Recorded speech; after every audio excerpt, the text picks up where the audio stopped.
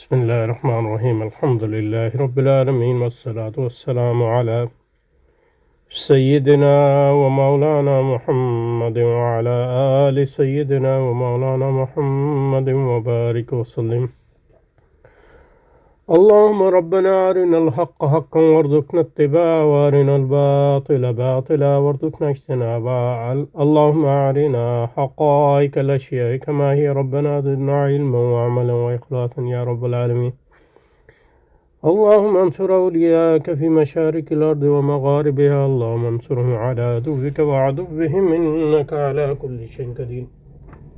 اللهم فرج عنا وعن إخواننا في مشارق الأرض ومغاربها. اللهم نفس كربنا وكربهم وثبت أقدامنا وأقدامهم والطف بنا وبهم يا أرحم الراحمين يا رب العالمين. وصل وسلم على سيدنا ومولانا محمد وعلى آل سيدنا ومولانا محمد وبارك وسلم. سبحان ربك رب العزة عما يصفون وسلام على المرسلين والحمد لله رب العالمين برحمتك يا أرحم الراحمين. آمین آمین یا رب العالمین. سرمایہ عقیدہ آزادی، جو سرمایہ داری کا بنیادی عقیدہ ہے وہ آزادی ہے، اور یہ ڈاکٹر جاوید انصاری صاحب کی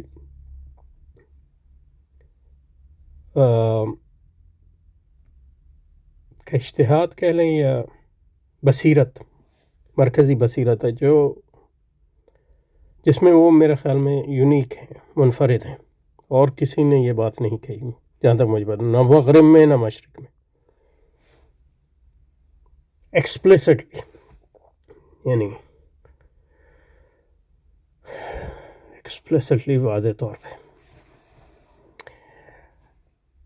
اچھا، اس کو شروع کر رہے ہیں عقیدہ اور نظریے میں فرق. دور حاضر کی اسلامی فکر کی یہ ایک عمومی کمزوری ہے.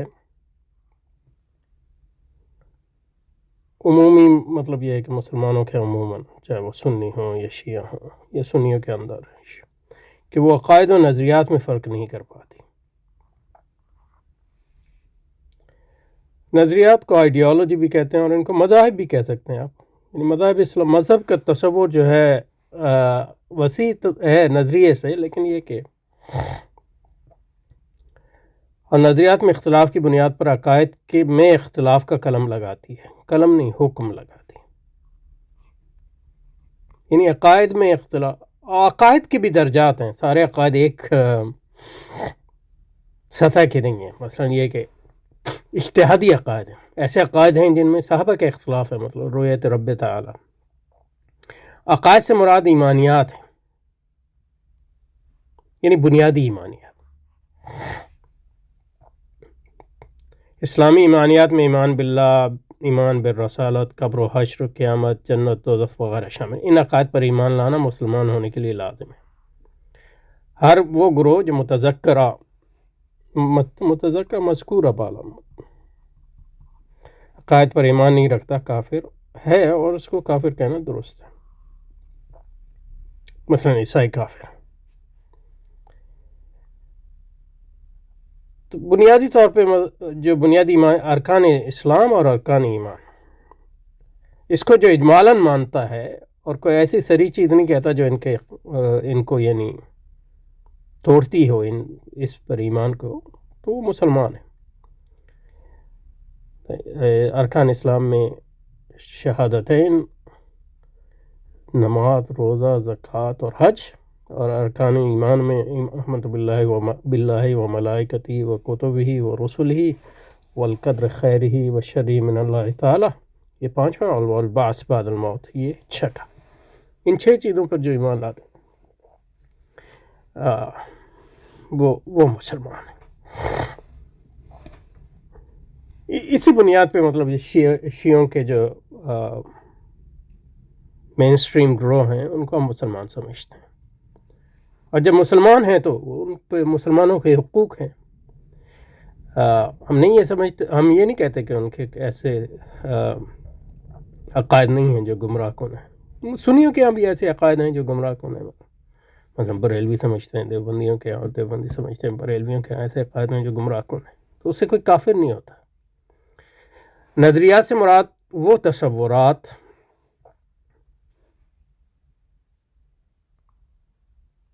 اب تھیری تو نظریات ہے، تو یہاں تھیوری نظریات ہے، تھیری تصورات تو کانسیپٹس ہوتے ہیں۔ نظریات سے مراد وہ خیالات یا تصورات ہیں جو عقائد کے اظہار کے لیے ضروری سمجھے جاتے ہیں، یعنی مختلف طریقے ان عقائد کا اظہار کرنے کے لیے ان کو نظریات کہہ سکتے ہیں۔ مثلا دیوبندی اور بریلوی مکتب فکر میں عقائد اسلام کے فروغ کے لیے پیر و مرید میں جس نوعیت کا رشتہ قائم کیا جانا چاہیے، یا ان رسوم و رواج کی ادائیگی کے بارے میں جو حضور صلی اللہ علیہ وسلم کی سنت سے ثابت نہیں لیکن جن کا شرع مطہرہ کے احکام سے تصادم نہیں، اختلاف ہے۔ یعنی مثلا بڑا جو اختلاف دیوبندی اور بریلیوں میں ہے وہ بدعت اضافی کی اس پہ ہے، مطلب بدعت اضافی حقیقی بدعت ہے کہ نہیں۔ تو بریلوی کہتے ہیں کہ بدعت اضافی جو حقیقی بدعت نہیں ہے، دیوبندی کہتے ہیں کہ وہ حقیقی بدعت ہے۔ یہ ایک نظریاتی اختلاف ہے، اعتقادی اختلاف نہیں، اور اس نظریاتی اختلافات کی بنیاد پر کسی گروہ یا اس کے افراد کو دائرہ اسلام سے خارج نہیں قرار دیا جا سکتا۔ یعنی مثلا یہ کہ دین کی تعلیم کے لیے مدرسے ہونے چاہیے یا نہیں ہونے چاہیے، یا کس قسم کے ہونے چاہیے، یہ نظریاتی اختلاف ہے۔ یعنی پیر و مرید کا بھی وہی ہے، پیر مرید یعنی استاد شاگرد کا رشتہ ہے بنیادی طور۔ یہ ہے کہ اس میں جو تعلیم ہے وہ اصلاح باطن کی ہے، لیکن باطن کی اب ظاہر ہے کہ بہرحال اگلے مضامین میں ہم نے سرمایہ دارانہ نظام زندگی کے مختلف نظریات، مثلا قوم پرستی نظریہ ہے، سوشلزم نظریہ ہے، لبرلزم نظریہ ہے، سوشل ڈیموکریسی نظریہ ہے، انارکزم نظریہ ہے، یہ سب نظریات ہیں، نظام زندگی نہیں ہے۔ ایک نظام زندگی کو ایکسپریس کرنے، یعنی ان کے اظہار کے مختلف طریقے ہیں، کیونکہ ان کے ماننے والوں کے عقائد ایک ہیں، وہ سب سرمایہ دارانہ عقائد پر ایمان لاتے ہیں۔ یہاں ہم سرمایہ دارانہ عقائد کو پیش کرنے کی کوشش کریں گے۔ سرمایہ دارانہ عقائد،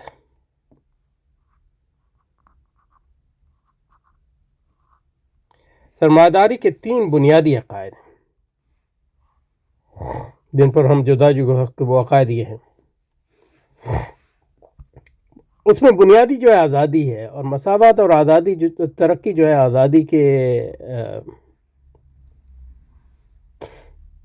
آزادی کے مختلف پہلو ہیں۔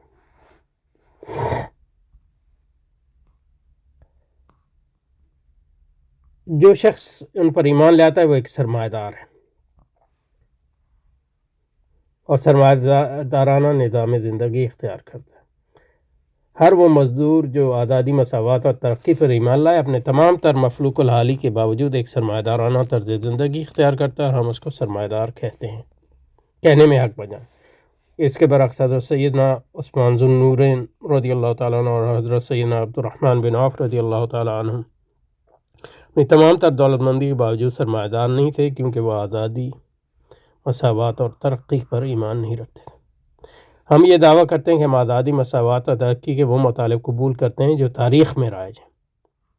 یعنی اب یہ کہا جاتا ہے کہ لا مشاہدہ فی الاصطلاح، لیکن یہ اس کا سیاق نہیں ہے، کیونکہ آپ کہیں گے آزادی کا مطلب جو ہے اصل آزادی بندگی ہے، تو یہ اس کا جو تاریخی مطلب ہے آج وہ نہیں ہے۔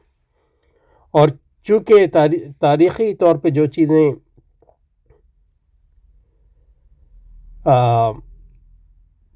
رائج ہوں تو آپ اس کو خاص طور پہ جو چیزیں غالب ہیں اس کا ایک نیا مطلب لے لیں جو اس سے ہٹ کر ہے، تو اس سے یہ ہوگا کہ آپ پھر اصل چیز کا جو ہے مقابلہ نہیں کر سکیں گے، اور وہ فرق ظاہر نہیں کر سکیں گے، کیونکہ اصل جو فرق ہے تہذیبوں کا وہ آزادی اور عبدیت کا ہے۔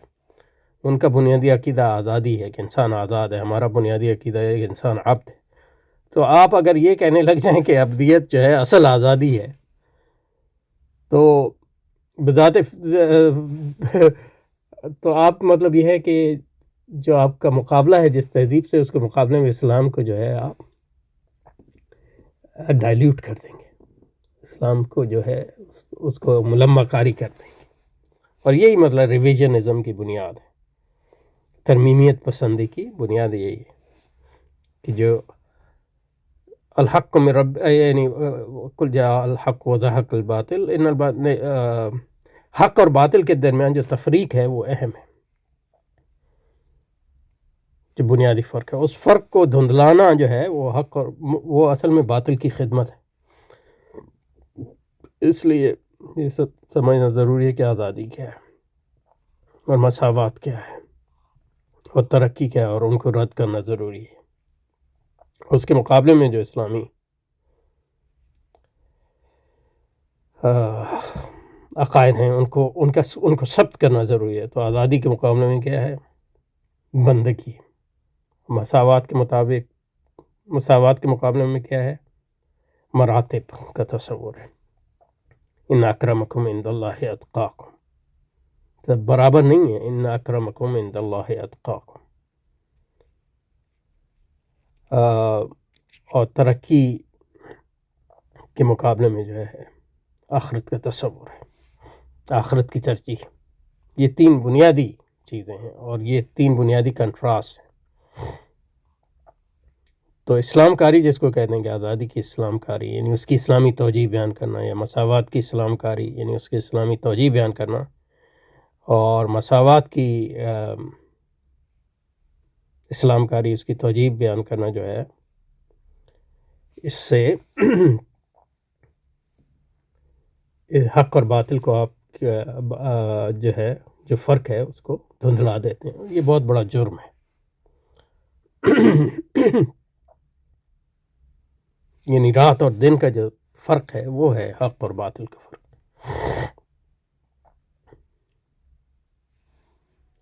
یہاں اچھی طرح سمجھ لیں کہ ہم آزادی پر بحثیت ایک نظری اصطلاح گفتگو کر رہے ہیں۔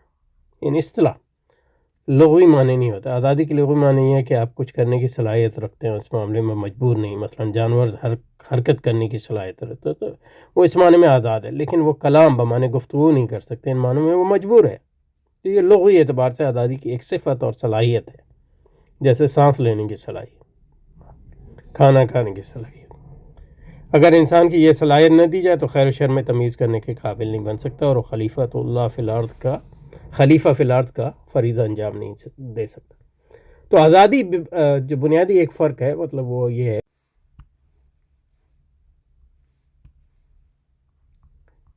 آزادی بمعنی استطاعت، یہ لغوی معنی اس کے۔ تو استعداد، تو یہ آزادی جو ہے محدود معنی میں تو وہ ضروری ہے خیر اور شر میں تمیز کے لیے اور امتحان کے لیے۔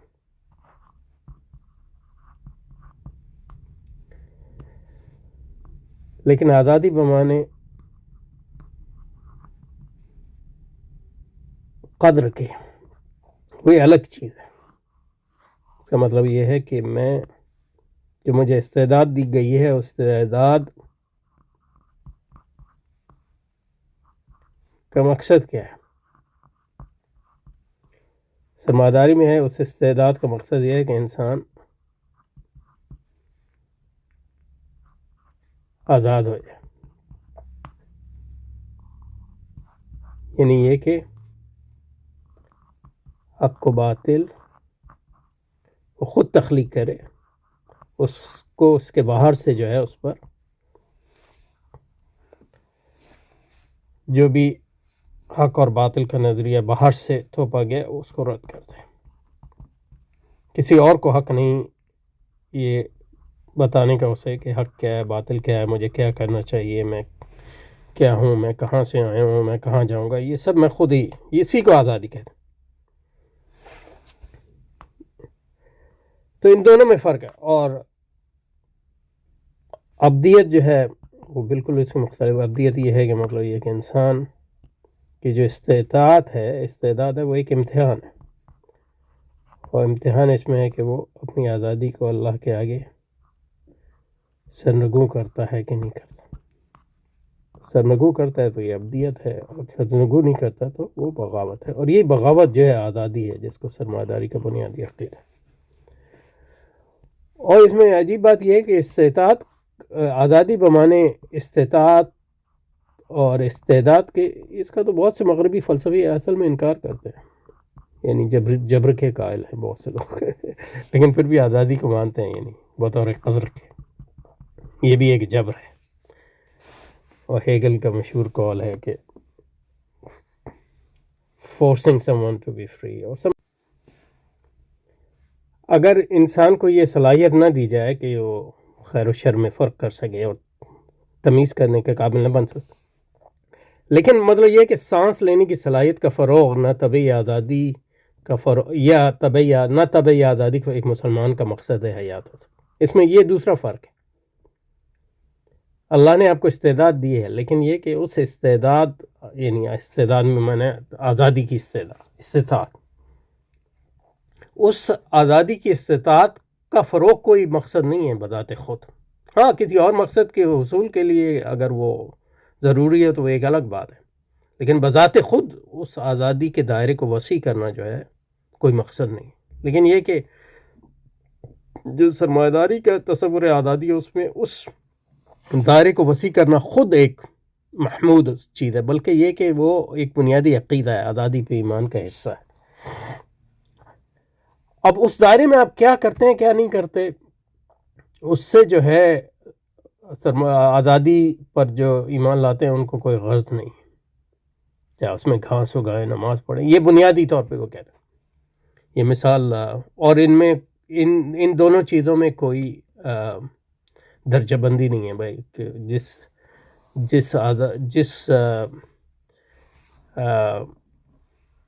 دائرے میں آپ کی آزادی ہے اس میں آپ گھاس اگائیں یا گھاس کے پتے گنیں، یہ مقصد ہو، یا نماز پڑھیں، اس میں کوئی بنیادی طور پہ آپ تفریق یا ترتیب نہیں دے سکتے.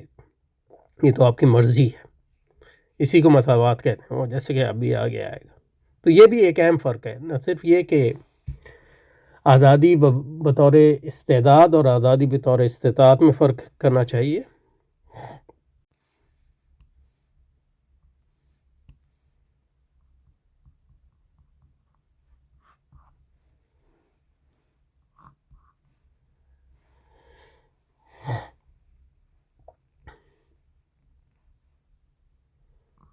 استعداد اور آزادی بطور قدر میں فرق کرنا چاہیے، کرتی ہے. بلکہ دوسری چیز یہ کہ جو آزادی کو قدر مانتے ہیں وہ استعداد کی وسعت کو بھی ایک محمود چیز سمجھتے ہیں، وسعت اور دائرے کو. کیونکہ اگر آزادی قدر ہے یعنی بذات خود مقصود ہے، تو اس دائرے میں اضافہ، یعنی استعداد کے دائرے میں اضافہ بھی خود محمود ہو جائے گا. اس کے برعکس اسلام میں جب آزادی خود بذات خود کوئی قدر نہیں ہے تو استعداد میں اضافہ بھی کوئی قدر نہیں ہے. ہاں مطلب یہ کہ وہ کسی اور قدر کے لیے ضروری ہے، مثلا جہاد کے لیے، تو وہ ایک الگ بات ہے. تو وہ مطلب اس استعداد اس حد تک ضروری ہوگی جس حد تک جہاد کے، لیکن جو قدر ہے وہ جہاد ہے مثلا، نہ استعداد. تو یہ بھی ایک اہم فرق ہے.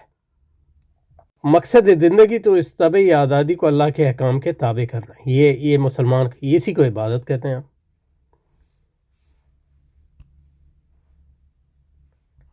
اور سرمایہ داری میں مقصد جو ہے وہ طبعی آزادی کو وسعت دینا اور اس کو اللہ کے احکام کے تابع نہ کرنا، اللہ کے احکامات کو رد کرنا اور اپنے نفس کے احکامات کے تابع کرنا. اطاعت الہی کو عبادت کہتے ہیں اور اطاعت نفس کو آزادی کہتے ہیں. عبادت بھی ایک نظریاتی تصور ہے، اور اس کے معنی لغت سے نہیں، نظریاتی نہیں، اصطلاحی تصور.